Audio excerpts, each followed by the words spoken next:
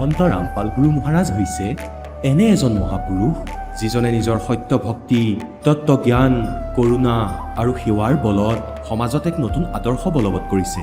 সন্ত ৰামপাল গুৰু মহাৰাজৰ নেতৃত্বত তেওঁৰ সকলো সৎলোক আশ্ৰমে কৰা বিস্ময়কৰ সমাজ কল্যাণমূলক কামে সমাজখনক সোণালী ভৱিষ্যতৰ এক নতুন আশা দেখুৱাইছে। সন্ত ৰামপাল গুৰু মহাৰাজৰ পৰা নাম দীক্ষা গ্ৰহণ কৰাৰ পিছত লাখ লাখ লোকৰ কৰ্কট ৰোগ, এইডছ আদি দুৰাৰোগ্য ৰোগ নিৰাময় হ'ল। সন্তজনাৰ জ্ঞানৰ পৰা অনুপ্ৰাণিত হৈ তেওঁৰ অনুগামীসকলে লাখ লাখ ইউনিট ৰক্তদান কৰে।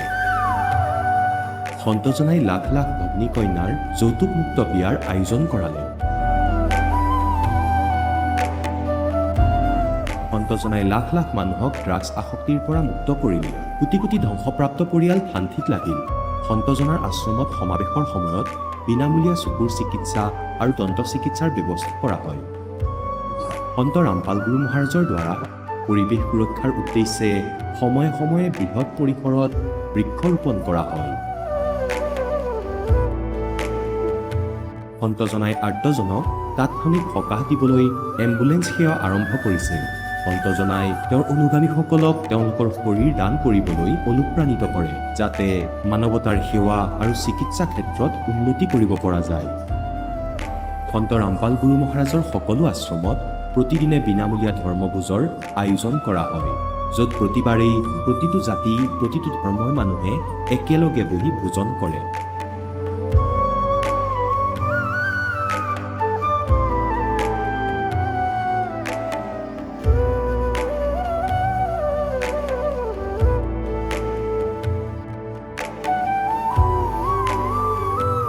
সন্ত ৰামপাল গুৰু মহাৰাজৰ আশ্ৰমত সহস্ৰাধিক বৃদ্ধ বৃদ্ধাই শ্ৰদ্ধা আৰু মৰমেৰে জীৱন যাপন কৰাৰ সুযোগ পায়। তেওঁলোকৰ থকা খোৱাৰ আৰু স্বাস্থ্যৰ সম্পূৰ্ণ দায়িত্ব সন্ত ৰামপাল গুৰু মহাৰাজে বহন কৰে। অনাথ শিশুৰ বাবে সন্ত ৰামপাল গুৰু মহাৰাজৰ সকলো আশ্ৰম বিশেষ বৰদানতকৈ কম নহয়, য'ত তেওঁলোকক শিক্ষা, সংস্কাৰ আৰু ভৱিষ্যতৰ বাবে উন্নত সুবিধা প্ৰদান কৰা হয়। বানপানী, ভূঁইকঁপ বা মহামাৰী যিয়েই নহওক, সন্ত ৰামপাল গুৰু মহাৰাজ আৰু তেওঁৰ অনুগামীসকল সদায় আৰ্তজনৰ বাবে আগ্ৰনোৱা হৈ থাকে। কোভিড মহামাৰীৰ সময়ত সন্ত ৰামপাল গুৰু মহাৰাজৰ আশ্ৰমৰ পৰা কোটি কোটি লোকক খাদ্য, ঔষধ আৰু জীৱন ৰক্ষক সামগ্ৰী যোগান ধৰা হৈছিল। দুখীয়াক সকাহ কৰাই হওক বা যিকোনো শোষিত বা নিপীড়িত শ্ৰেণীৰ অধিকাৰ আৰু মৰ্যাদাৰ বাবে যুঁজ দিয়াই হওক, সন্ত ৰামপাল গুৰু মহাৰাজে সদায় তেওঁলোকৰ সকলো ন্যায্য দাবী চৰকাৰৰ ওচৰলৈ লৈ গৈছে আৰু তেওঁলোকক উপযুক্ত ন্যায় প্ৰদানৰ ক্ষেত্ৰত গুৰুত্বপূৰ্ণ ভূমিকা পালন কৰি আহিছে। সমাজত আধ্যাত্মিক আৰু সামাজিক মূল্যবোধৰ প্ৰতি সজাগতা অনাৰ প্ৰতিটো পদক্ষেপতে সন্ত ৰামপাল গুৰু মহাৰাজ মানৱতাৰ প্ৰকৃত সেৱক হিচাপে প্ৰমাণিত হৈছে। সন্ত ৰামপাল গুৰু মহাৰাজৰ জীৱনে আমাক শিকাইছে যে প্ৰকৃত সেৱা সেইটোহে যিটো নিস্বাৰ্থভাৱে কৰা হয়। আহক আমিও এই মহান সন্তজনৰ এই মহান সেৱাৰ কামত যোগ দিম আৰু সন্ত ৰামপাল গুৰু মহাৰাজৰ পৰা নাম দীক্ষা লৈ আমাৰ জীৱন ধন্য কৰি তোলোঁ।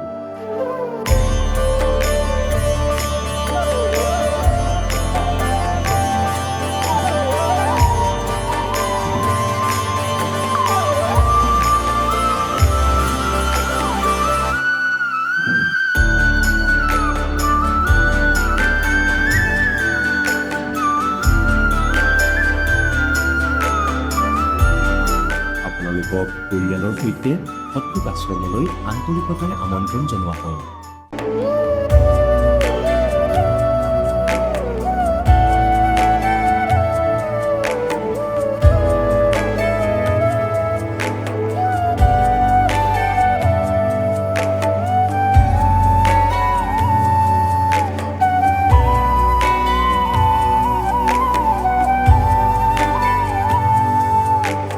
পূৰ্ণ পৰমাত্মাই আনকি পাপৰ শাস্তিও আঁতৰাব পাৰে।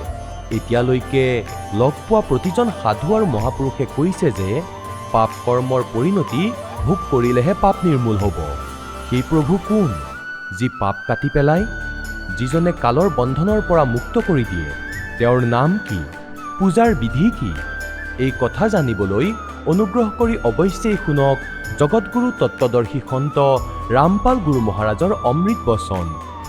নমস্কাৰ দৰ্শকসকল, আজি আমি আপোনালোকক চিনাকি কৰাই দিম অসমৰ বিশ্বনাথ গহপুৰৰ নিবাসী হাৰুণ তাঁতীৰ সৈতে। বছৰ বছৰ ধৰি তেওঁ গণেশ পূজা, দুৰ্গা পূজা, লক্ষ্মী পূজা, কালী পূজা আদি বহু দেৱ-দেৱীৰ পূজা কৰিছিল। কিন্তু তাৰ পিছতো তেওঁ মানসিক আৰু শাৰীৰিক শান্তি লাভ কৰিব পৰা নাছিল। এদিন তেওঁ মাত্ৰ 20 টকাৰ জ্ঞানগংগা পুথিখন পায়। সেই পুথিখন পঢ়াৰ পিছতেই তেওঁ বুজি পায় জীৱনৰ দুখৰ প্ৰকৃত কাৰণ কি আৰু সমাধান ক'ত আছে। তাৰ পিছত তেওঁ জগতগুৰু তত্ত্বদৰ্শী সন্ত ৰামপাল গুৰু মহাৰাজৰ পৰা নাম দীক্ষা গ্ৰহণ কৰে আৰু তেওঁ কয়, অস্ত্ৰোপচাৰ কৰিবলগীয়া ভৰিৰ ৰোগ অস্ত্ৰোপচাৰ নকৰাকৈ ভাল হয়। আজি হাৰুণ তাঁতীৰ জীৱন আনৰ বাবে এক প্ৰেৰণাৰ উৎস। আহকচোন হাৰুণ তাঁতীৰ নিজৰ মুখেৰে শুনো কেনেকৈ শাস্ত্ৰসন্মত আধ্যাত্মিক জ্ঞানে তেওঁৰ জীৱন সলনি কৰি পেলালে। নমস্কাৰ ছাৰ। নমস্কাৰ, ছাৰ আপোনাৰ শুভ নামটো? হাৰুণ তাঁতী। আপুনি ক'ৰ পৰা আহিছে? মই বিশ্বনাথ ডিষ্ট্ৰিক্ট গহপুৰৰ পৰা। আপুনি সন্ত ৰামপাল গুৰু মহাৰাজৰ পৰা নাম দীক্ষা কেতিয়া লৈছিল? মই 2020 এপ্ৰিল মাহৰ 20 তাৰিখত। তেখেতৰ পৰা নাম দীক্ষা লোৱাৰ আগতে আপুনি অন্য কিবা ভক্তি সাধনা কৰিছিলনে? হয় ছাৰ, মই কৰি আছিলোঁ দেৱী দেৱতাৰ পূজা, যোনটো আমাৰ সমাজত পৰম্পৰা হিচাপত কৰে। দুৰ্গা পূজা, কালী পূজা, গণেশ পূজা, লক্ষী পূজা। আৰু সেই সাধনাবিলাক আপোনালোকে কেনেধৰণে কৰি আছিল? এইটো পৰম্পৰা হিচাপতে কৰি আছিলোঁ। আপোনাৰ পৰম্পৰাগত সেই ভক্তি সাধনা আপুনি কৰি আছিলে, তেনে ক্ষেত্ৰত আপুনি সন্ত ৰামপাল গুৰু মহাৰাজৰ শৰণলৈ কিয় আহিব লগা হ'ল? মই সেইটো পৰম্পৰা হিচাপত কৰি বহুত লাভ পোৱা নাছিলোঁ আৰু বহুত দুখিত হৈ আছিলোঁ। কেতিয়াও মোৰ শান্তি নাছিলে। আৰু বৰ্তমান আপুনি সন্ত ৰামপাল গুৰু মহাৰাজৰ পৰা নাম দীক্ষা লোৱাৰ পিছত কেনেধৰণৰ লাভ পাইছে? যেতিয়া মই নাম দাম লোৱাৰ আগতে মই লাভ পাইছোঁ। জগতগুৰু তত্ত্বদৰ্শী সন্ত ৰামপালজী মহাৰাজত অহাৰ আগতে লাভ পাইছোঁ। আপুনি যিহেতু ক'লে যে আপুনি সন্ত ৰামপাল গুৰু মহাৰাজৰ পৰা নাম দীক্ষা লোৱাৰ আগতেও আপুনি লাভ পাইছে, সেই লাভ আপুনি কেনেধৰণৰ লাভ পাইছে সেই বিষয়ে অলপ বুজাই কওক। হয়, মই লাভ পাইছোঁ। যেতিয়া মোৰ ইলেক্ট্ৰিক বিল আহিছিলে 12,820 টকা, তেতিয়া মোৰ বন্ধু এজনো মোৰ লগত আছিলে আৰু মোৰ তাত পইচা পাতি একেবাৰে নাছিলে। মই বহুত দুখিত ইলেক্ট্ৰিক বিল দিব নপৰাৰ কাৰণে। তাৰপাছত বাৰে বাৰে মানুহ অহাৰ কাৰণে ঘৰতো অশান্তি পালে। তেতিয়া মোক ক'লে ইলেক্ট্ৰিক বিলটো য'ৰ পৰা আনি পেলাই দি দিয়ক বুলি।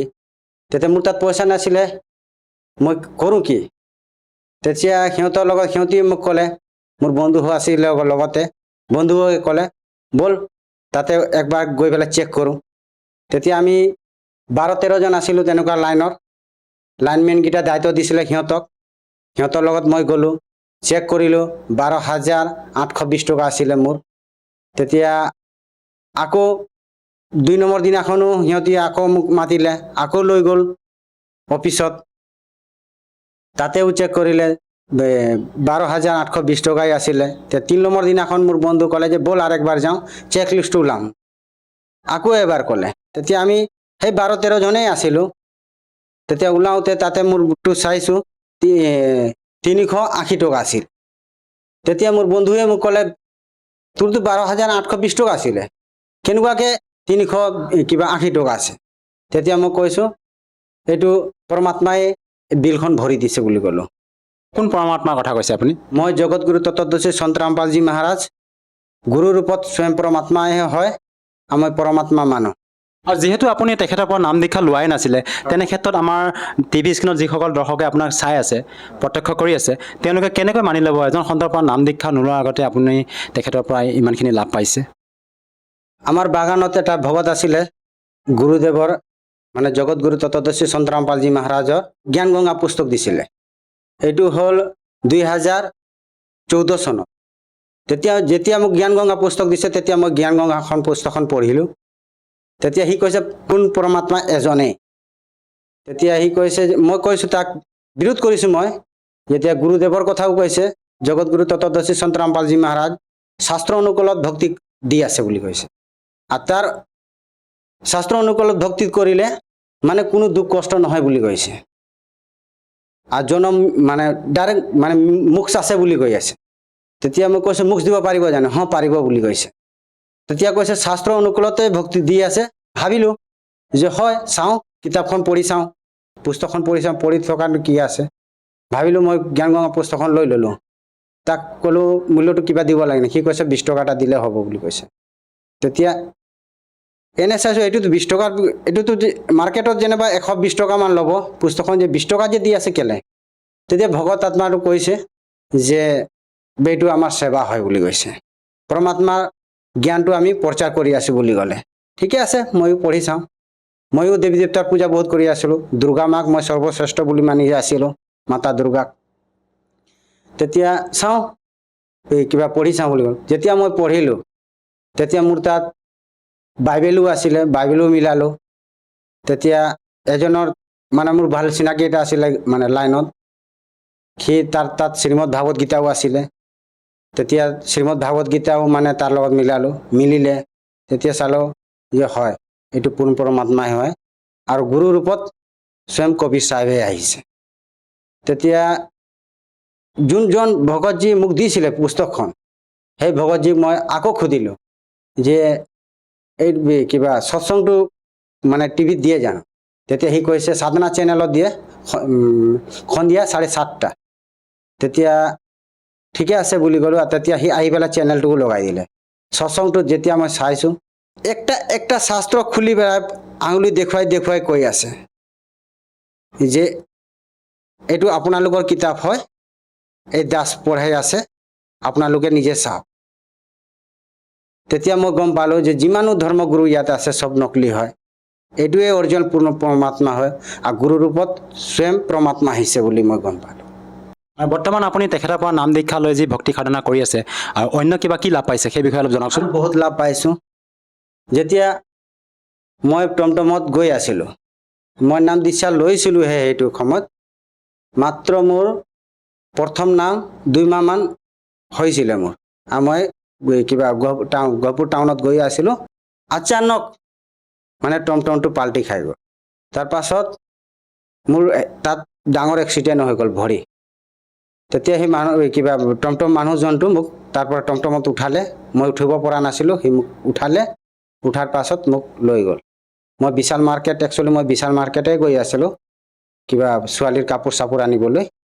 তেতিয়া মোক লগে লগে চিভিলত লৈ গ'ল। যেতিয়া দেখুৱালে ডক্টৰক, তো ডক্টৰে পটি চটি কৰি পেলাই মোক মানে পঠাই দিলে সৰু মৰু এক্সিডেণ্ট বুলি। তেতিয়া মোক ঘৰত লৈ গ'ল মানুহজনটো। তেতিয়া তাতে মাইকী মানুহটো মোক ক'লে যে নহয়, এইটো এটা সৰু মৰু এক্সিডেণ্ট নহয়, ব্লাডটোতো গৈ আছে। তেতিয়া মোক লগে লগে তাৰ পৰা যোন মানুহজন এক্সিডেণ্ট কৰিছিলে তেখেতক লগে লগে মাতি পেলাই ক'লে যে এইটো সৰু মৰু এক্সিডেণ্ট নহয়, আকৌ মোক চিভিলত লৈ গ'ল তাৰ পৰা।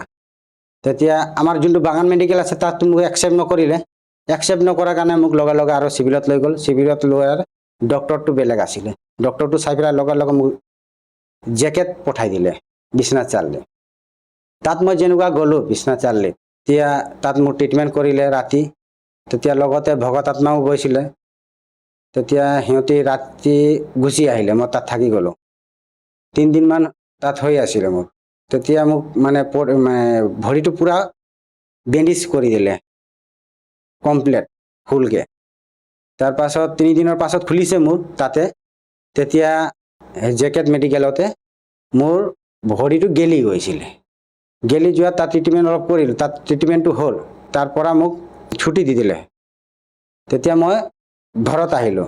তেতিয়া আকৌ মোক চেকআপত মাতিলে তাতে। 1 সপ্তাহমান তেনেকুৱা দৌৰালে ভৰিটো মোৰ গেলি গ'ল। তেতিয়া বাগান মেডিকেল ৰাখিলে। যেতিয়া মই বেলেগ ডক্টৰ ধৰিলোঁ, ডক্টৰটো ভৰিটো চাই পেলাই ক'লে যে ভৰিটো গেলি গ'ল, এইটো কাটিব লাগে বুলি ক'লে। তেতিয়া মাইকী মানুহটোক ক'লে, মোকতো ডাইৰেক্ট কোৱা নাই ডক্টৰে। তেতিয়া মাইকী মানুহটো কান্দিছে পূৰা যে এইটোতো হ'ব নোৱাৰে বুলি কৈছে। তেতিয়া মোক সুধিছে যে ডক্টৰটো এনেকুৱা কৈ আছে। তেতিয়া ক'লৈছোঁ মইতো নাম দীক্ষা লৈছোঁ, আৰু জগতগুৰু তত্ত্বদৰ্শী সন্ত ৰামপালজী মহাৰাজে কৈছে নিজে যে যোনে শাস্ত্ৰ অনুকূলত ভক্তি কৰি আছে, মই কেঞ্চাৰ কি কেঞ্চাৰৰ বাপৰ বাপও ঠিক কৰিম বুলি কৈছে, আৰু এক্সিডেণ্টনো কি বুলি কৈছে। তেতিয়া মই সেইটোৱে মানে মাইকী মানুহক ক'লোঁ, বেটা ভক্তি কৰিব কৈছে। তেতিয়া মই তাত আকৌ আৰু এটা ডক্টৰ তাত ল'লে, তাতে তেনেকুৱা বুলি ক'লে যে ভৰিটো কাটিব লাগে বুলি ক'লে। তেতিয়া যোনটো মই বাগান মেডিকেলত আছিলোঁ, ডক্টৰে যেতিয়া আহিছিলে মোক চাবলৈ, ভৰিখন চালে, তেতিয়া কৈছে যে এইটোতো একচুৱেলি ভৰি কাটিব লাগে, কেঞ্চাৰ হৈ যাব বুলি ক'লে। তেতিয়া তাত মোক কান্দি মই মানে পৰমাত্মাক গুহাৰিলোঁ। মোৰ গুৰুদেৱক মই পৰমাত্মা বুলি ভাবোঁ। তেতিয়া যেতিয়া প্ৰাৰ্থনাটা লগা হ'ল গুৰুদেৱৰ তাত, তাৰ পৰা আদেশ আহিছে বেটা ভক্তি কৰ, একো নহ'ব, মই আছোঁ বুলি ক'লে। তেতিয়া মোৰ ভৰিটো ভাল হৈ গ'ল। এইটো ছাৰ আচৰিত কথা, আপুনি সন্ত ৰামপাল গুৰু মহাৰাজৰ পৰা নাম দীক্ষা লোৱাৰ পিছতে আপোনাৰ যি দুৰ্ঘটনাত ভৰিখন কষ্ট পাইছিলে, ডক্টৰে কৈছিল যে আপোনাৰ ভৰিখন কাটিব লগা হ'ব আৰু কাটিবৰ কাৰণে নিৰ্দেশ দিছিলে। তেনে ক্ষেত্ৰত এইটো কেনেকৈ সম্ভৱ ছাৰ? কি ভক্তিবিধি দিয়ে সন্ত ৰামপাল গুৰু মহাৰাজে আপোনালোকক, যাৰ দ্বাৰা নেকি আপোনাৰ এই কাটিব লগা ভৰিখন সুস্থ হৈ পৰিল? গুৰুদেৱত যেতিয়া নাম দীক্ষা লৈছোঁ মই, যোনটো নামটো দিছে সেইটো নাম ইমান পাৱাৰফুল নাম, শাস্ত্ৰ অনুকূলত দিছে। আৰু সেইটো নামত যদি সুমৰণ কৰিলে, মই মাত্ৰ 4 মাহ সুমৰণ কৰিছোঁ। জগতগুৰু সন্ত ৰামপালজী মহাৰাজ যোনটো নামটো দিছে সেইটো নামত ইমান শক্তি আছে, জপ কৰিলে যিমানো ডাঙৰ বেমাৰ হওক খতম হৈ যাব। আৰু আপুনি সন্ত ৰামপাল গুৰু মহাৰাজৰ পৰা নাম দীক্ষা লোৱাৰ পিছতে বিভিন্ন প্ৰকাৰে লাভ পাইছে। এই ক্ষেত্ৰত ছাৰ আপোনাৰ পৰা আৰু এষাৰ কথা জানিব বিচাৰিম, যিহেতু আমাৰ অসমতো আধ্যাত্মিক শ্ৰদ্ধালু বিভিন্ন গুৰু আছে, সেইসকলৰ যি ভক্তিবিধি আৰু আপোনালোকৰ সন্ত ৰামপাল গুৰু মহাৰাজৰ যি ভক্তিবিধি, ইয়াৰ মাজত পাৰ্থক্য কি ছাৰ? পাৰ্থক্য এইটো আছে, সন্ত ৰামপালজী মহাৰাজ যোনটো ভক্তি কৈ আছে চব শাস্ত্ৰ অনুকূলত, আৰু যিমানো ধৰ্মগুৰু আছে কোনো শাস্ত্ৰত কোনো প্ৰমাণ নাই। ছাৰ, যিহেতু আপুনি সন্ত ৰামপাল গুৰু মহাৰাজৰ পৰা নাম দীক্ষা লোৱাৰ পিছতে বিভিন্ন প্ৰকাৰে লাভ পাইছে, আৰু আপুনি নিজে মত ব্যক্ত কৰিছে যে তেখেতৰ পৰা নাম দীক্ষা নোলোৱাৰ আগতেও আপুনি জ্ঞান গংগা নামৰ পুথি অধ্যয়ন কৰিও নাম দীক্ষা নোলোৱাৰ আগতে উপকৃত হৈছে। এই ক্ষেত্ৰত ছাৰ, আপুনি যিসকল দৰ্শকে আপোনাক আজি টিভি স্ক্ৰীণত প্ৰত্যক্ষ কৰি আছে, তেওঁলোকক কি বাৰ্তা দিব বিচাৰে যাতে তেওঁলোকেও আপোনাৰ দৰে উপকৃত হ'ব পাৰে? একচুৱেলি মই বাৰ্তা দিব নোৱাৰোঁ, মই চিৰিফ হাত জোৰি প্ৰাৰ্থনা কৰিব পাৰিম যাতে মই যেনেকুৱা আগত পৰম্পৰা হিচাপত দুৰ্গা পূজা, কালী পূজা, লক্ষী পূজা, গণেশ পূজা, যিমান পূজা আছিলে মই কৰি আছিলোঁ, মই লাভ পোৱা নাছিলোঁ। তেনেকৈ যেতিয়া মই সন্ত ৰামপালজী মহাৰাজৰ ওচৰত আহিলোঁ তেতিয়া মই লাভ পালোঁ। আপোনালোকে সন্ত ৰামপালজী মহাৰাজৰ জ্ঞান গংগা পুস্তক, জীৱনৰ সুষম পথ পঢ়ি পেলাই জ্ঞানটো মিলক, আৰু সন্ত ৰামপালজী মহাৰাজৰ ওচৰত আহি পেলাই নাম দীক্ষা লওক, যাতে মোৰ নিচিনা আপোনালোকেও লাভ পাব। ছাৰ, যিহেতু আপোনালোকৰ গুৰু সন্ত ৰামপাল গুৰু মহাৰাজ হাৰিয়ানা প্ৰান্তৰ নিবাসী হয়, তেনে ক্ষেত্ৰত যদিহে কোনো লোকে তেখেতৰ পৰা সহজভাৱে নাম দীক্ষা ল'ব বিচাৰে, কেনেকৈ ল'ব পাৰিব? আজিকালিতো একেবাৰে সহজ, আৰু মানুহবিলাক যিমানো আছে শিক্ষিত সমাজ হয়, চবৰ হাতত মোবাইল থাকে, বিভিন্ন ধৰণৰ প্লেটফৰ্মত গৈ সন্ত ৰামপালজী মহাৰাজ বুলি চাৰ্চ কৰক, তাৰ তলত সৎসংগ আহিব, সৎসংগৰ তলত নাম্বাৰ থাকিব, নাম্বাৰত গৈ পেলাই কল কৰি পেলাই বিনামূলীয়াকৈ নাম দীক্ষা ল'ব পাৰিব। ধন্যবাদ থাকিল ছাৰ। সৎসাহিব। দৰ্শকসকল, আপোনালোকে শুনিলে সন্ত ৰামপাল গুৰু মহাৰাজৰ পৰা নাম দীক্ষা প্ৰাপ্ত কৰি সুখী হোৱা ভকতৰ অনুভৱ। এতিয়া চাওক জগতগুৰু তত্ত্বদৰ্শী সন্ত ৰামপাল গুৰু মহাৰাজৰ মংগল প্ৰবচন। এতিয়া এই ঋষি মহৰ্ষিসকলে সেই ভগৱানে দেখিছে যিয়ে মাকৰ গৰ্ভৰ পৰা জন্ম লৈছে, শ্ৰীৰাম, শ্ৰীকৃষ্ণ, বাকী 18-25 যি 8-9জনৰ কথা কয় এওঁলোকে, এনেকৈ আহে। কিন্তু এই ভগৱান এনেকুৱা যিয়ে কেতিয়াও মাকৰ গৰ্ভৰ পৰা জন্ম নলয়, তেওঁ সকলোৰে জন্মদাতা, তেওঁ বিধাতা। আনফালে নিৰু আৰু নিমা নামৰ দুজন পতি পত্নী আছিলে মুছলমান, তেওঁলোক সেইটো জীৱনত ব্ৰাহ্মণো আছিলে। সেই জীৱনতে ব্ৰাহ্মণো আছিলে। গৌৰী শংকৰ পুৰুষজনৰ নাম আছিল, আৰু সৰস্বতী তেওঁৰ পত্নীৰ নাম আছিল।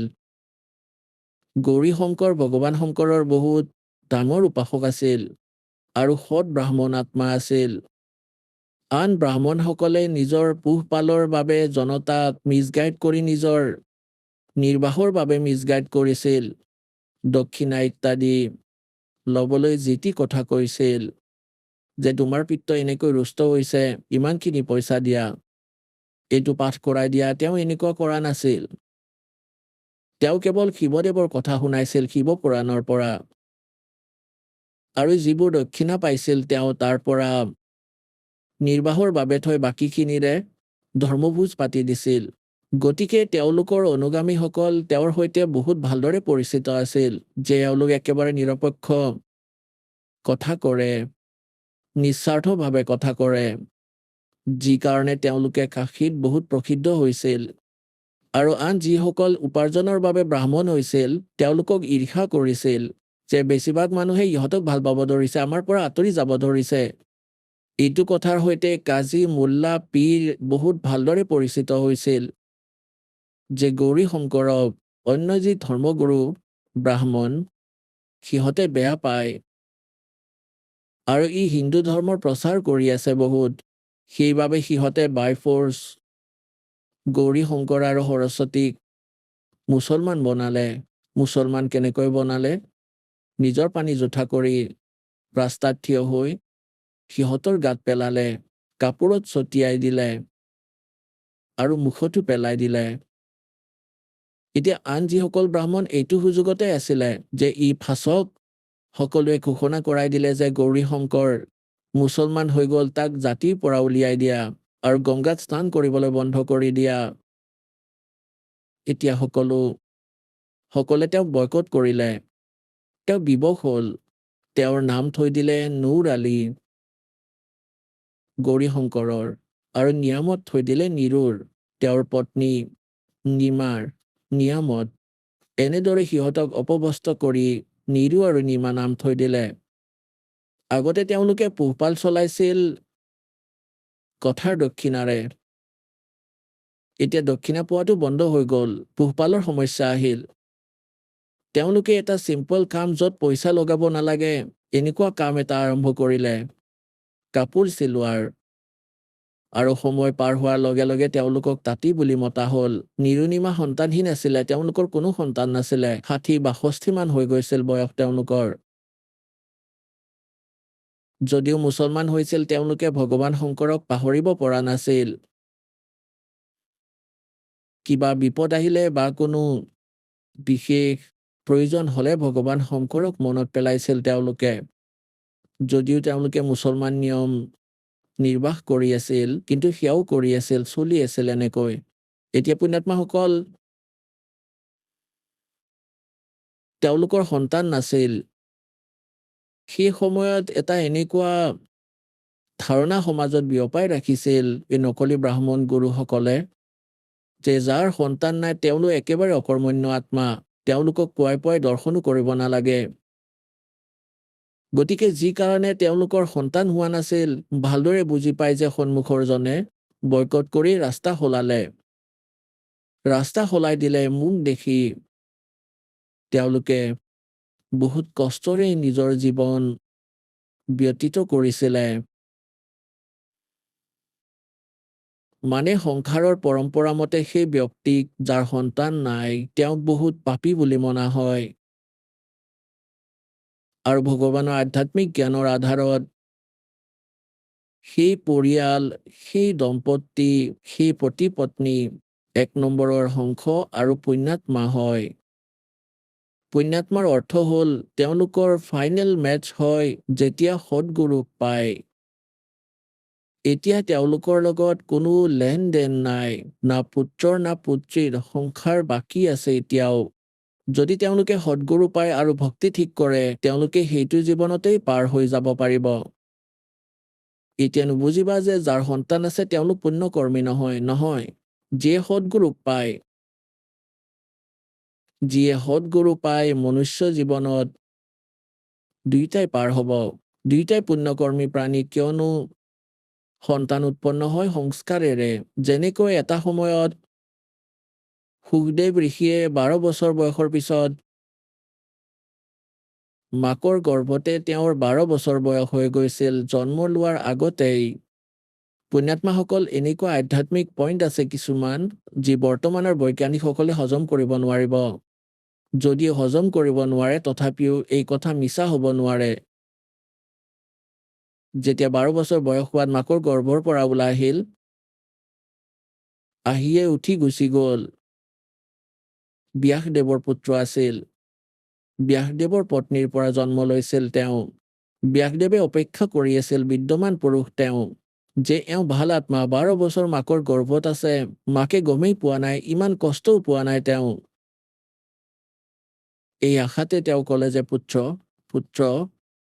কিন্তু সুখদেৱ ঋষিয়ে পিছফালেও ঘূৰি নাচালে, নিজৰ পিতৃৰ মুখৰ ফালেও নাচালে, গৈ গৈ কৈ থাকিলে যে পিতৃ, যে হি ঋষিদেৱ।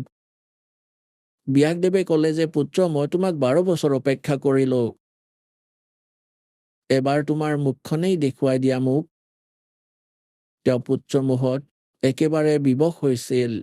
গতিকে ঋষিদেৱে গৈ গৈ সুখদেৱে ক'লে যে ঋষিদেৱ, নাজানো কিমানবাৰ আপুনি মোৰ দেউতা হ'ল, আৰু নাজানো মই তোমাৰ কিমানবাৰ দেউতা হলো।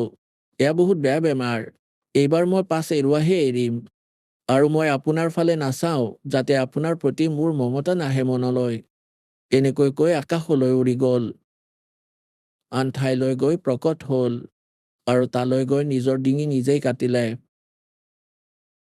কোৱাৰ ভাৱ এইটো যে সুখদেৱ ঋষিয়ে কৈছিলে, এক দেৱা দুত্তম, কৈ কিছি কা পিতা নিপুত্তম, ই ঋণ সম্বন্ধ জোড়া এক ঠাঠা, আনচনে সব্বাৰা পাঠ। এয়াটোই এজনে আনজনৰ প্ৰতি থকা সংস্কাৰ, কোনোবাই দিব কোনোবাই নিব আহিছে। যেনেকৈ আজিকালি আমি ঘোষ লৈ সংস্কাৰ বঢ়াই আছো। আজি সি কাৰোবাৰ পৰা ঘোষ লৈছে 1 লাখ 2 লাখ টকা, পিছৰ জনমত জোৱাই হৈ নিজৰ ছোৱালীজনীকতো নিবই, আৰু সেই পইচাও ল'ব। তেতিয়া আমাৰ দুৰ্গতি হ'ব। কেতিয়াবা গাধ হৈ ধাৰ মাৰিব লাগিব, কেতিয়াবা ছাগলী হৈ ধাৰ মাৰিব লাগিব, গাখীৰ নিদিলে ইনজেকশ্যনো দিব, লাঠিৰে কোবাবও। গতিকে এই সংস্কাৰ আমি এতিয়া শেষ কৰিম।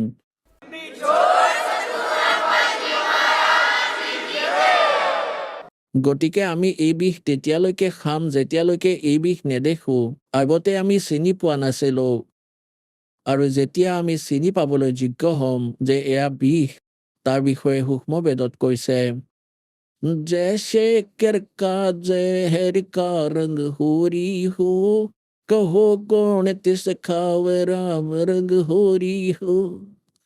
যেনেকৈ যদি বিহৰ দানাও পৰি থাকে, আৰু যদি গম পোৱা এয়া বিহৰ দানা, কয় কোনে চুব সেয়া, খোৱাৰ কথাটো বেলেগ, হাতেই নলগাব, কাপোৰেৰে ধৰিব, কৰবাত মাটিত পুতি থৈ আহিব, যাতে আনে ভুলতে খাই নিদিয়ক বুলি। আৰু পৰমাত্মাৰ ভক্তি কৰিলেহে সুখ হ'ব, হৰি মানে সুখ হ'ব। গতিকে নিমাক ভগৱানে তেওঁলোকৰ সন্তান নাছিলে, সেইবাবে পুণ্যাত্মা আছিল, ভগৱান আহিল কোলালৈ। এতিয়া সমাজক ভগতৰ আৰু জগতৰ মাজত সদায় বিৰোধিতাই হৈ আহিছে, ব্যৱহাৰিক মতভেদ, আৰু সেইকাৰণে এওঁলোকৰ মাজত টনাটনি হয়। থাকক তেন্তে তেনেকে, কাৰণ ভগতৰ জ্ঞান হয় ভক্তিৰ, আৰু জগতে কেৱল নিজৰ পৰম্পৰাৰ কথাহে জানে, তেওঁলোকে তাকে উত্তম বুলি মানে, সেইবাবে বিৰোধিতা কৰে ভক্তৰ। গৈ দীঘল দি পৰি থাকে তাত, নাজানো কেনেকৈ কৰে এওঁলোকে, তেওঁলোক মুছলমানে হ'ল না হিন্দু, এনেকুৱা ধৰণৰ কথা কৈ থাকিবলৈ দিয়া। আমি আমাৰ এই জ্ঞানৰ আধাৰত আগবাঢ়ি থাকিম, এদিন সমগ্ৰ বিশ্বই স্বীকাৰ কৰিব এয়া ইমান ভাল মাৰ্গ, আৰু ইয়াৰ পৰাই সুখ হ'ব।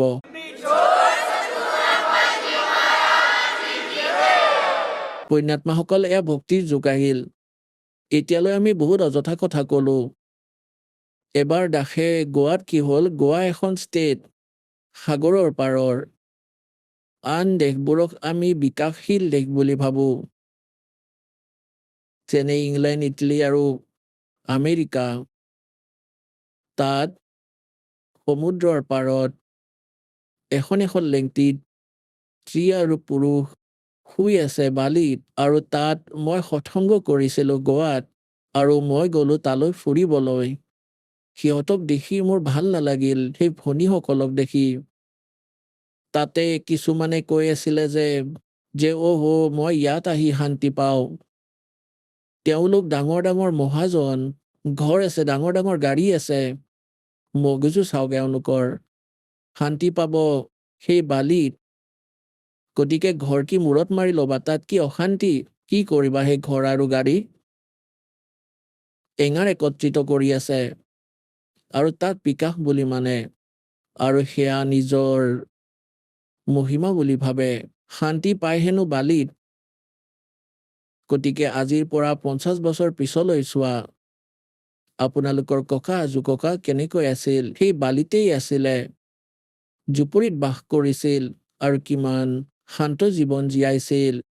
তেওঁলোকৰ চেহেৰাত কিমান শান্তি আৰু কিমান সুখ আছিল। শেষত আপোনালোকে তাতেই টিকিব লাগিব।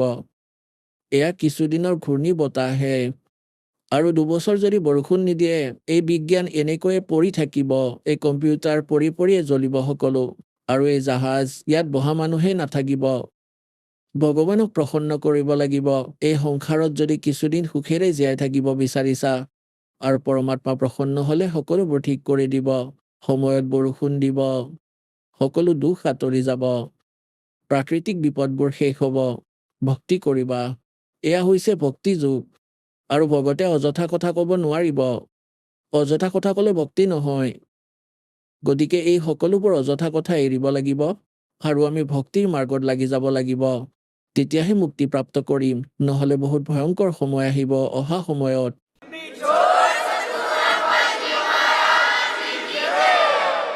এতিয়া আমি আমাৰ প্ৰসংগলৈ আহোঁ। যে নিৰু নিমা ৬২ বছৰীয়া হৈছিল, কোনো সন্তান নাছিল। এতিয়া সমাজৰ দৃষ্টিতটো বহুত বেয়াই আছিল, কিন্তু আধ্যাত্মিক মাৰ্গত তেওঁলোক ১ নম্বৰ আত্মা আছিল। তাৰ প্ৰমাণো আপোনালোকৰ সন্মুখত আছে। যাৰ কোলাত ভগৱান আহে, সেই সমৰ্থবান শক্তি যাক বিচাৰি আমি ভ্ৰমি ফুৰিছো, জংঘলত পঢ়িলো, শৰীৰ শেষ কৰি দিলো তপ কৰি, কিন্তু ৰাস্তা সঠিক নোহোৱাৰ বাবে সেয়া कहते ना गणते जांडी काटने का आड़ी तरीका था ही हमारा। गण से जांडी कटा नहीं करती हो तो দা লাগিব, নহ'লে চোকা কটাৰী ডাল কাটিবলৈ। গতিকে আমি কাঠেৰে ডাল কাটি আছিলো।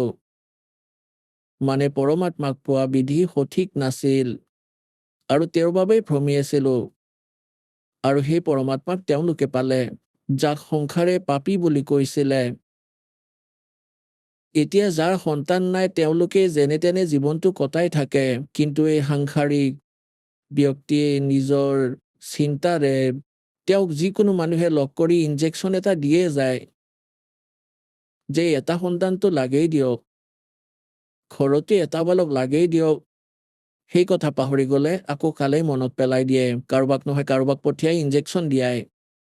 সেইদিনাও তাৰ আগদিনা সেই নিমাৰ কোনো ৰিলেটিভ, কোনো ভনী আহিছিলে। তেওঁ সেইদিনা গোটেই ৰাতি এইটোৱে কথা পাতিলে, হে ভগৱান, চাওকচোন ল'ৰা ছোৱালী নাথাকিলে ঘৰখন কিমান খালী খালী লাগে। কওকচোন এয়া কেনেকুৱা জীৱন। এতিয়া সেই মাতৃগৰাকীক ইনজেকশ্যন দিয়াৰ পিছত তেওঁ গোটেই ৰাতি কান্দিলে। ৰাতিপুৱাই কি কৰিছিলে, নিৰু আৰু নিমাক গংগাত স্নান কৰাটো বন্ধ কৰাই দিছিল, কাৰণ হিন্দুসকলে মুছলমানসকলক গংগাৰ ঘাটলৈ আহিব দিয়া নাছিলে। গতিকে তেওঁলোকে গংগালৈ নগৈ সেই লহৰতাৰা পুখুৰীৰ গংগাৰ পানীত তেওঁলোকে সদায় গা ধুবলৈ গৈছিল। সেইদিনাও গৈছিল তেওঁলোক। নিমাই কান্দি আছিলে, কাৰণ অলপতে ইনজেকশ্যনটো দিয়া হৈছিল। বেয়াকৈ কান্দি আছিল, চকু পানী টুকি আছিল যে হে ভগৱান শংকৰ, আপোনাৰ ঘৰত কি সন্তানৰ অভাৱ নেকি? এই দাসীক খেলনা এটা দিলে হয়, এই জগততো মই চলিব পাৰিলো হয়, মানুহক মুখ দেখুৱাই চলিব পাৰিলো হয়। এনেকৈ কৈ বৰ বেয়াকৈ কান্দি আছিল।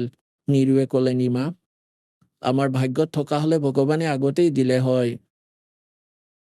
তুমি নাকান্দিবা, কান্দি কান্দি চকু বেয়া কৰিবা নিজৰ। বুঢ়া দিনত হাতত ধৰাও কোনো নাই। চকু তোমাৰ কান্দি কান্দি নষ্ট হ'ব। মোৰ কথা শুনা, তুমি নাকান্দিবা, ধৈৰ্য ধৰা। এনেকৈ কৈ কৈ যেনে তেনে লহৰদাৰা পুখুৰী গৈ পালে। অষ্টানন্দ তাৰ পৰা গুচি গৈছিল। প্ৰথমে নিমাই স্নান কৰিলে, স্নান কৰি সেই পুখুৰীৰ পৰা বাহিৰলৈ আহিল। তাৰপিছত নিৰুৱে স্নান কৰিবলৈ প্ৰৱেশ কৰিলে, নিৰুই। তাৰপিছত নিমাই আকৌ যি বস্ত্ৰ পিন্ধি গা ধুই আছিল সেয়া ধুবলৈ আকৌ পাৰলৈ গ'ল। স্বামীয়ে গা ধুই আছিল এনেকৈ। জুন মাহ, গৰমৰ দিন আছিল। নিমাই কি দেখিলে যে এটা কমলৰ ফুলত বস্তু এটা লৰি আছে, ভৰি লৰাই আছে। পৰমাত্মাই বালক শিশু ৰূপ ধাৰণ কৰি আৰু কমলৰ পুষ্পত বিৰাজমান হ'ল, আৰু এখন ভৰি লৰাই আছিল তেওঁ, আৰু এখন ভৰি হাতেৰে ধৰি আছিল। নিমাই ভাবিলে আইডিয়া লগালে যে সাপ যাতে নহওক। মনোযোগেৰে চোৱাত দেখিলে এয়া সাপ নহয়, বালক। তেওঁ নিজৰ স্বামীক ক'লে যে চাবচোন, কমলৰ ফুলত বালক এটা আছে, আনিবচোন। এতিয়া নীৰুৱে গা ধুই আছিল। তেওঁ ভাবিলে যে এওঁ পাগলীয়ে হ'ল, এওঁৰ মানসিক অৱস্থা বেয়া হ'ল। বালকৰ চিন্তা কৰি কৰি এতিয়া এওঁ পানীটো বালক দেখিবলৈ ধৰিলে। গা ধুই ধুয়ে ক'লে যে নিমা, অলপ ধৈৰ্য ধৰা, শান্তিত থাকা, বিশ্বাস ৰাখা ভগৱানৰ ওপৰত। তুমি বালক বালক বুলি কিয়নো কৈ আছা? তুমি এতিয়া পানীটো বালক দেখিবলৈ ধৰিছা। মোৰ কথাটো শুনা। নিমাই ক'লে যে চাওকচোন, মই সঁচাকেই কৈ আছো। তেওঁ বহুত আগ্ৰহেৰে কৈছিল। সেই অৱস্থাতে তেওঁ হাতখন সেইফালে সংকেত কৰিলে, তেওঁৰো চকু সেইফালেই গ'ল। নীৰুৰ অলপ দূৰতেই আছিলে যে সঁচাকৈ এইটো বালক। কমল ফুলটোৰ সৈতে ছিঙি নিজৰ পত্নীৰ হাতত দিলে।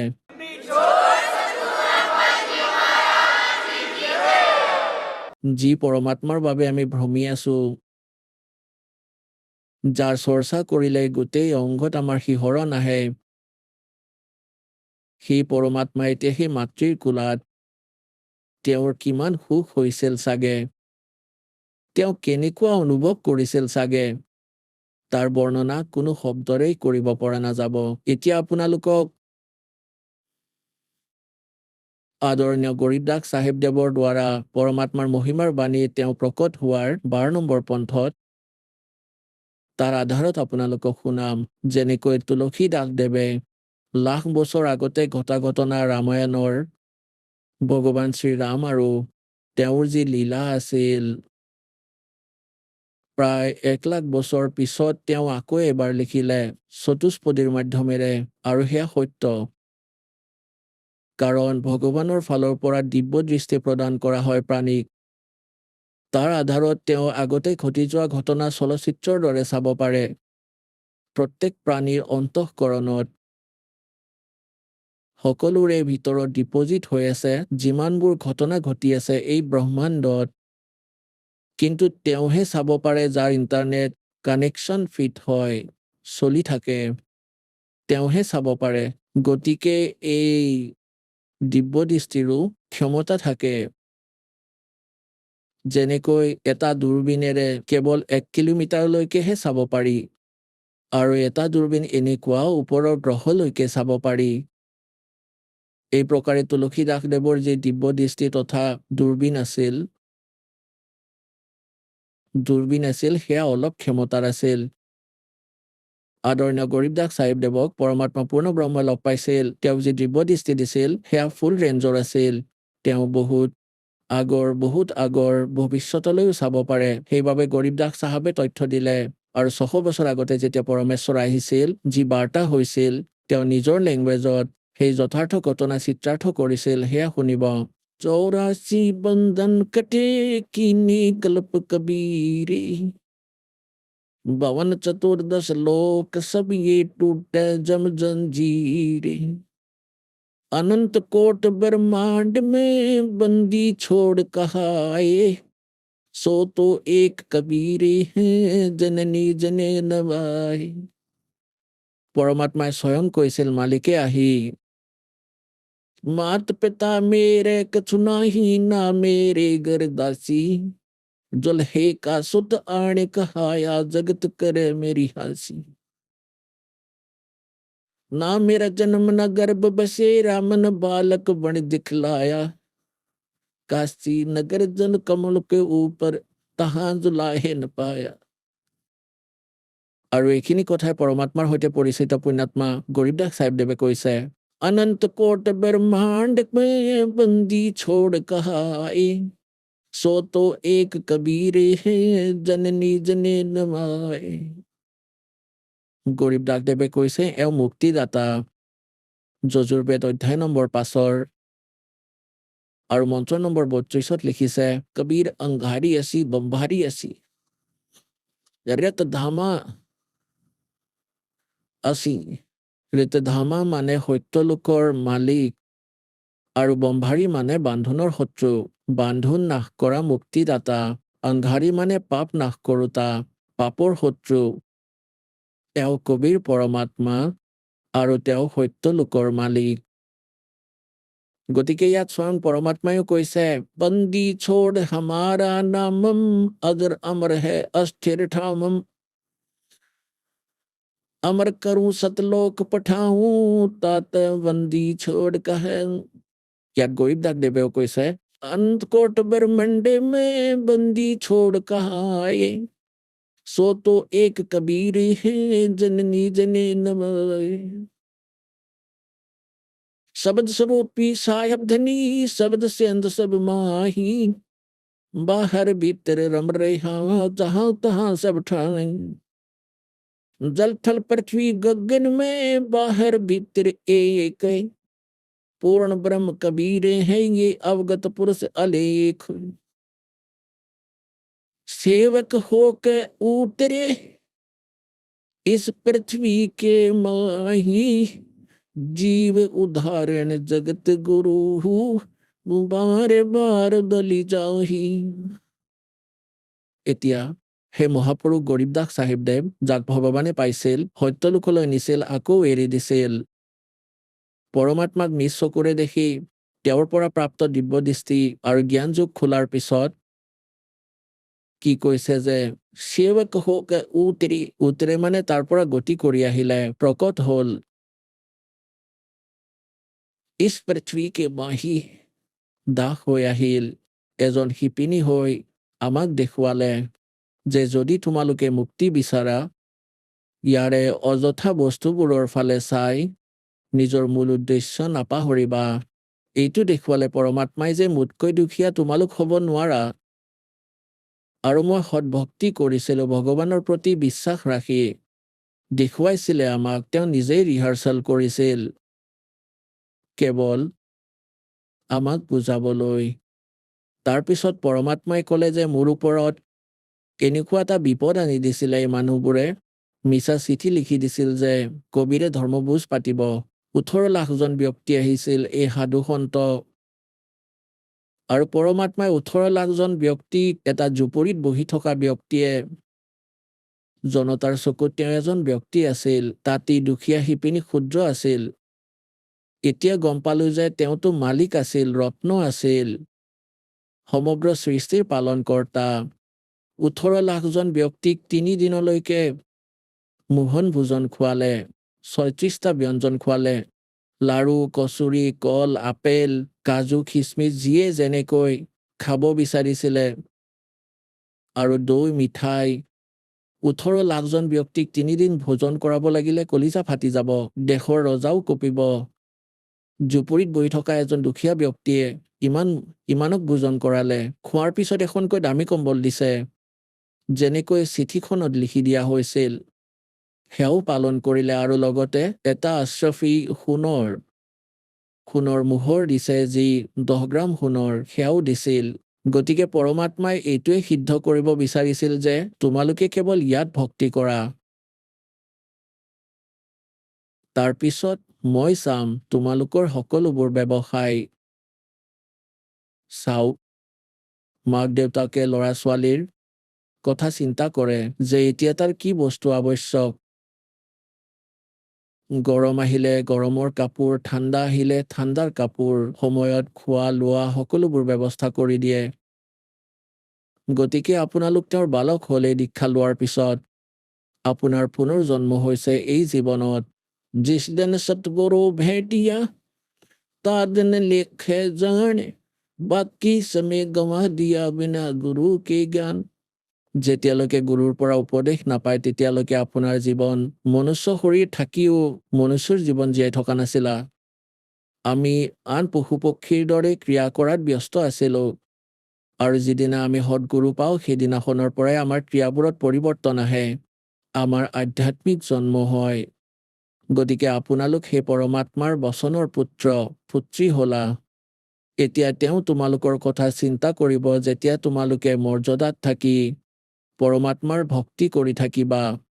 কবি চাহেবে কয়, কল্পে কাৰণ কৌন হে তু कर सेवा निकाम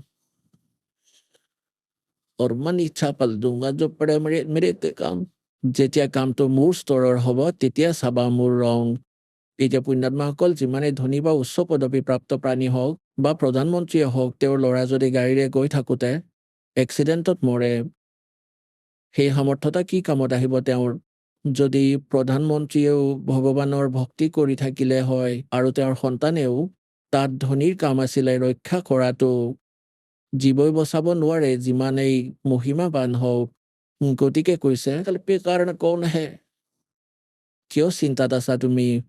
কৰ সেৱা নিকাম, নিস্বাৰ্থভাৱেৰে ভক্তি কৰা মোক, আৰু মন ইচ্ছা ফল দিওঁ জব পৰে মেৰি কাম। গতিকে পৰমাত্মাৰ ওপৰত বিশ্বাস ৰাখি ভক্তি কৰা। এতিয়া গৰীব দাসদেৱে কৈ আছে সেৱক হোকে উতৰে, মানে দাস হৈ আহিল ভগৱান ইছ পৃথিৱী কে মাহি। কি উদ্দেশ্য লৈ আহিছিল? জীৱ উদাহৰণ জগত গুৰু, बार बार बलि जाओ बे।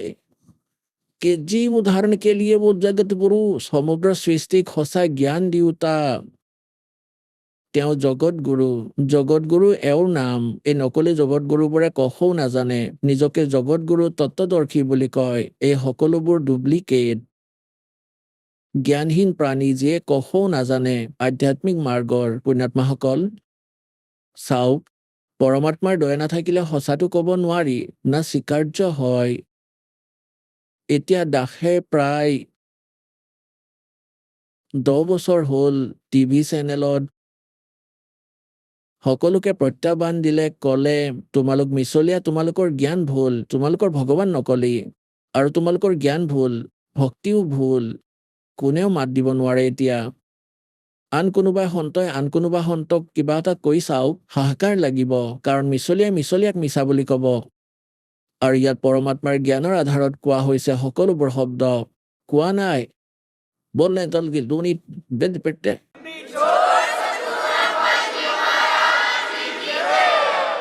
গতিকে এয়া পৰমাত্মাৰ দয়া সন্তানসকল, তোমালোকলৈ যে এই জ্ঞান আহি পালে, এই দাসে জানে বা ভগৱানে জানে, বা সেই সময়ৰ পৰা লাগি থকা আপোনালোকৰ এই ভাই ভনী এই সংঘৰ্ষৰ সৈতে পৰিচিত। কিমান সংঘৰ্ষ কৰি এই স্তৰ আহি পালো। জেললৈ পঠিয়ালে মিছা গোচৰ দি এই নকলিবোৰে। কিন্তু পৰমাত্মাই কয়, যাৰ লগত ভগৱান থাকে আৰু সত্যক কিছুদিনৰ বাবে লুকুৱাব পাৰে, নোহোৱা কৰিব নোৱাৰে। আজি দেখিছে সমগ্ৰ বিশ্বই গম পাইছে সঁচাটো কি, আৰু কি প্ৰকাৰে আপোনালোকলৈ এই জ্ঞান পঠিয়াব পাৰিছো।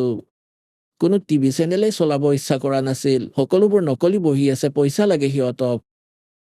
এই একমাত্ৰ সাধনাৰ সকল নাজানো কোন জনমৰ পুণ্যকৰ্মী প্ৰাণী হয়, তেওঁলোকে সাহস কৰিলে আৰু দয়া হ'ল দাতাৰ, আপোনালোকলৈ এই জ্ঞান পঠিয়াব পাৰিলো। আৰু এতিয়া ইয়াক চম্ভালি ৰাখিবা। এতিয়া আপোনালোক প্ৰত্যেক ভাই ভনীৰ এয়া কৰ্তব্য। সমগ্ৰ বিশ্বৰ প্ৰাণীবোৰে আপোনালোকৰ ভাই ভনী, সত্যলোকৰ বাসিন্দা। অসংখ্য জনম ইয়াতে গতা খাই ফুৰিছে। ইয়াত না সুখী হ'ব পাৰে, না কেতিয়াবা হৈছিল। সকলোকে কৈ দিয়া, ঢোল পিটি দিয়া। যদি মুক্তি পাব বিচাৰিছা তেন্তে সত্যলোক আশ্ৰম বৰবালা হিচাৰলৈ আহা, নাম লোৱা আৰু নিজৰ কল্যাণ কৰোৱা।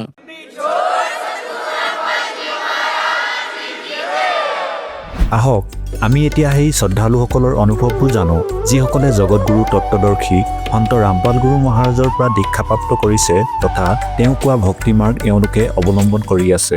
নমস্কাৰ দৰ্শকসকল, আজিকালি দেখা যায় যে যুৱ প্ৰজন্মই নিচা, পাৰ্টি আৰু বিলাসিতাৰ ফালে ঢাল খাইছে। কিন্তু আনহাতে যদি আমি সন্ত ৰামপাল গুৰু মহাৰাজৰ দ্বাৰা দীক্ষিত যুৱ প্ৰজন্মক চাওঁ, তেন্তে ছবিখন সম্পূৰ্ণ বেলেগ দেখা যায়। সন্ত ৰামপাল গুৰু মহাৰাজৰ দ্বাৰা আজি যুৱ প্ৰজন্ম ইমানেই প্ৰভাৱিত হৈছে যে তেওঁলোকে নিচা, বিলাসিতা আৰু পশ্চিম সভ্যতাৰ বাহ্যিক আড়ম্বৰৰ পৰা আঁতৰি আহিছে। দৰ্শকসকল, সন্ত ৰামপাল গুৰু মহাৰাজৰ দ্বাৰা ৰচিত জ্ঞান গংগা পুথি যিয়েই পঢ়িছে, তেওঁলোকেই নিজৰ জীৱন সলনি হোৱাৰ দাবী কৰিছে। দৰ্শকসকল, আজি আমি আপোনালোকক তেনে এগৰাকী যুৱতীৰ সৈতে চিনাকি কৰাই দিবলৈ ওলাইছোঁ, যাৰ নাম হৈছে নীতু মেহতা, যি ঝাৰখণ্ডৰ বাসিন্দা। আহকচোন জানো সন্ত ৰামপাল গুৰু মহাৰাজৰ দ্বাৰা প্ৰদান কৰা ভক্তি সাধনাৰ দ্বাৰা নীতু মেহতাৰ জীৱন কেনেকৈ পৰিৱৰ্তন হ'ল আৰু আচলতে তেওঁ কিয় সন্ত ৰামপাল গুৰু মহাৰাজৰ পৰা নাম দীক্ষা গ্ৰহণ কৰিলে। নাম দীক্ষা লোৱাৰ পিছত তেওঁ কি অভূতপূৰ্ব লাভ পালে। আহক শুনো নীতু মেহতাৰ কাহিনী তেওঁৰ নিজৰ মুখেৰে। নমস্কাৰ। নমস্কাৰ, কি নাম আপোনাৰ? মোৰ নাম নীতু মেহতা। ক'ৰ পৰা আহিছে আপুনি? হয়, মই গাঁও ঘাংৰি, জিলা হাজাৰিবাগ, ঝাৰখণ্ডৰ পৰা আহিছোঁ। ঠিক আছে, এইটো কওক যে সন্ত ৰামপালদেৱ মহাৰাজৰ পৰা নাম দীক্ষা কেতিয়া ল'লে আপুনি? মই সন্ত ৰামপালদেৱ মহাৰাজৰ পৰা নাম দীক্ষা 7 ফেব্ৰুৱাৰী 2016 লৈছিলোঁ। সন্ত ৰামপালদেৱ মহাৰাজৰ সৈতে কিয় জড়িত হ'ল আপুনি? হয়, মই সন্ত ৰামপালদেৱ মহাৰাজৰ পৰা তেওঁৰ বহুত অভিজ্ঞতা, টিভিত যে আহে তেওঁৰ সৎসংগ, তাতে বহুত অভিজ্ঞতাৰ কথা কয়, মই সেইবোৰ চাইছিলোঁ। তেতিয়া তেওঁৰ প্ৰতি আকৰ্ষিত হৈছিলোঁ, লাভ পায় বুলি। প্ৰথমতে মই তেওঁৰ পৰা লাভ পাবৰ বাবে নাম দীক্ষা লৈছিলোঁ। লাভ পালেনে? হয়, মই লাভ পাইছোঁ। কি লাভ পালে? হয়, পোনপ্ৰথমে যেতিয়া মই পঢ়া শুনা আৰম্ভ কৰিছিলোঁ, জনা হৈছিলোঁ, মানে যেতিয়াৰ পৰা ভালদৰে পঢ়া শুনা আৰম্ভ কৰিছিলোঁ 5ম শ্ৰেণীৰ পৰা, তেতিয়াৰ পৰা মই শ্ৰেণীত ভাল নম্বৰ অনা নাছিলোঁ। আৰু সেইবাবে মই বিচাৰিছিলোঁ যে 12ত যাতে মই ভাল পাৰ্চেণ্টেজ পাওঁ, ভাল পাৰ্চেণ্টেজেৰে পাছ হওঁ। সেইবাবে মই সন্ত ৰামপালদেৱ মহাৰাজৰ পৰা নাম দীক্ষা লৈছিলোঁ, যাতে ভাল পাৰ্চেণ্টেজ পাওঁ। যেতিয়া গুৰুদেৱৰ পৰা নাম দীক্ষা ল'লোঁ সন্ত ৰামপালদেৱ মহাৰাজৰ পৰা, তেতিয়া মোৰ ভাল পাৰ্চেণ্টেজ আহিলে 12ত। মই কেতিয়াও ফাৰ্ষ্ট হোৱা নাছিলোঁ, কিন্তু 12ত ফাৰ্ষ্ট ৰেংক আহিলে, সেয়াও 71.2%। আৰু আমাৰ ঘৰত সকলোৱে সন্ত ৰামপালদেৱ মহাৰাজৰ দ্বাৰাই উপদেশী। গতিকে আমাৰ ঘৰত মোৰ দেউতাৰ যি বিজনেছ আছে, সেই বিজনেছতো বহুত কিবাকিবি লাভ পাইছে।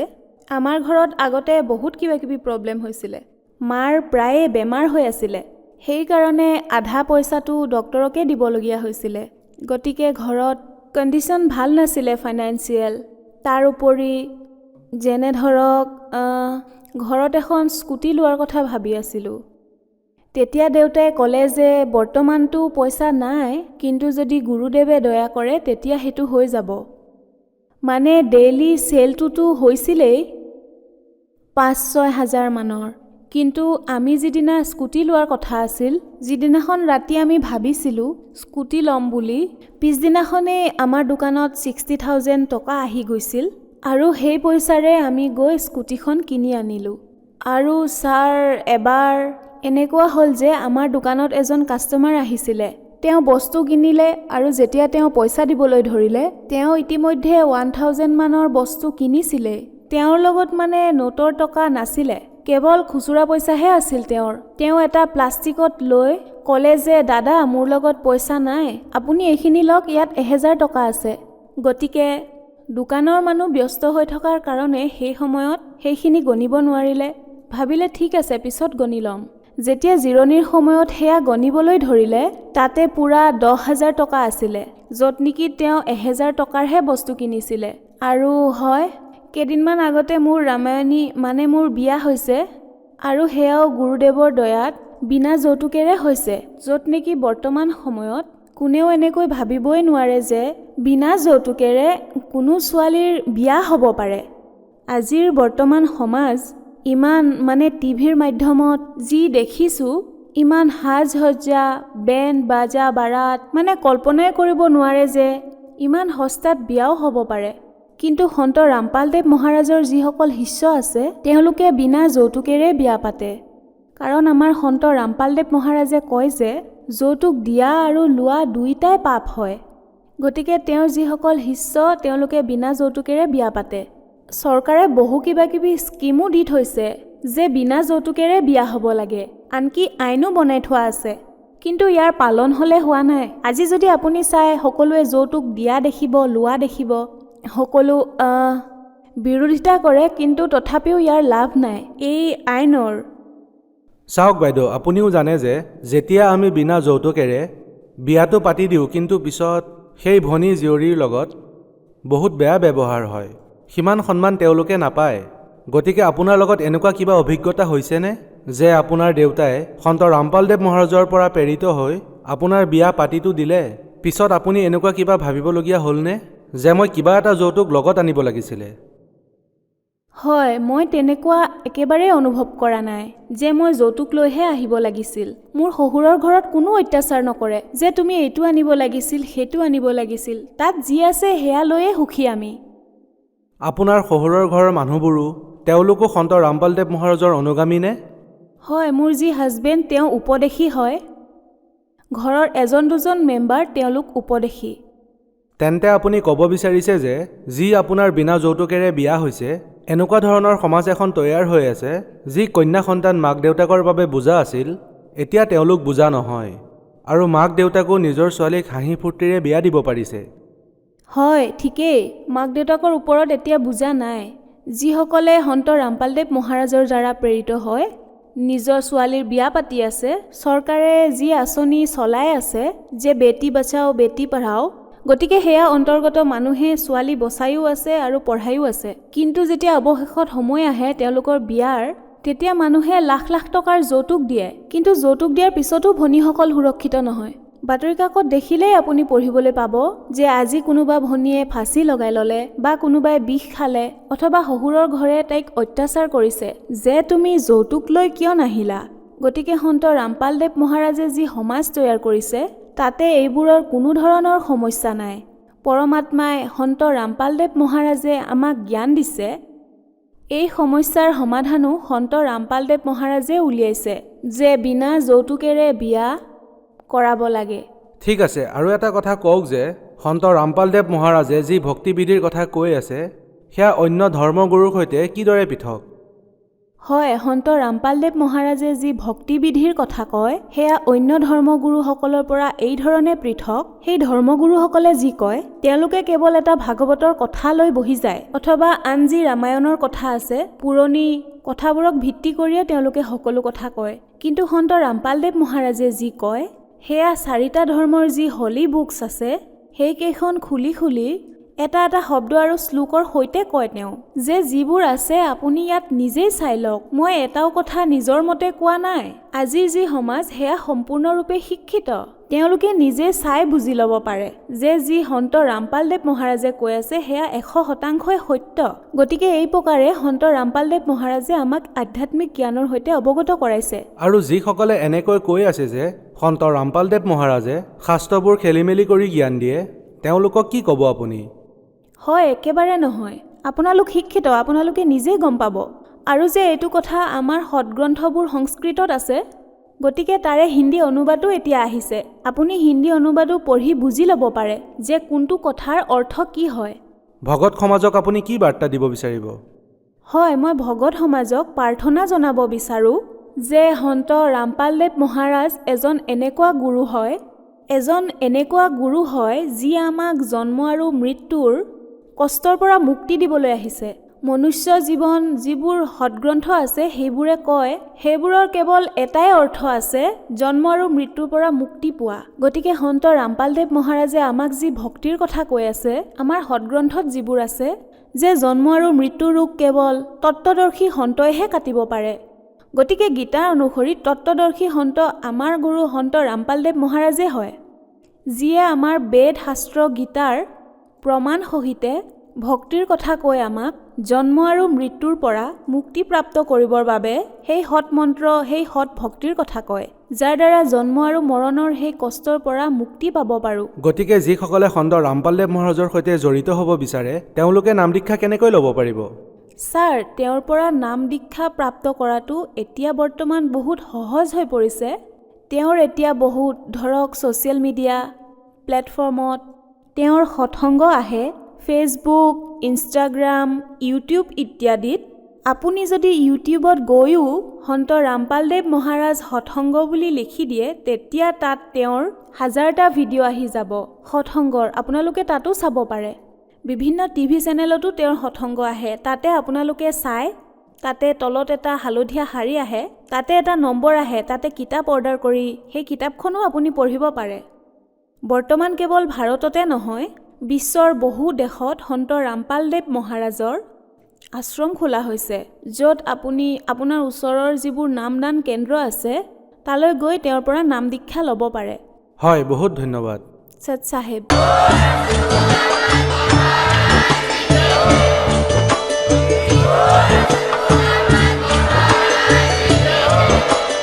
আপুনি শুনি আছিলে জগতগুৰু তত্ত্বদৰ্শী সন্ত ৰামপাল গুৰু মহাৰাজৰ মংগল প্ৰবচন।